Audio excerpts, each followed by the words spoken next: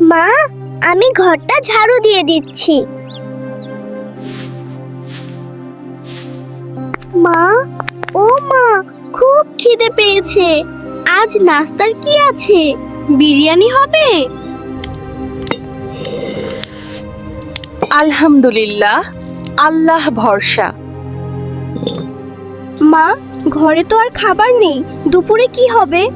যে আল্লাহ আমাদের সৃষ্টি করেছেন তিনি আমাদের রিজিকও দেবেন মা। মা, শুধু একটা ছোট রুটি, তুমি খাবে না?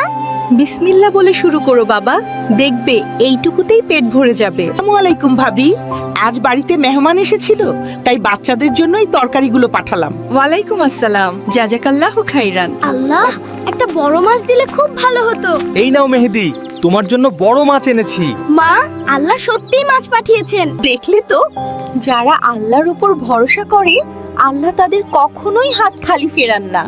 আলহামদুলিল্লাহ।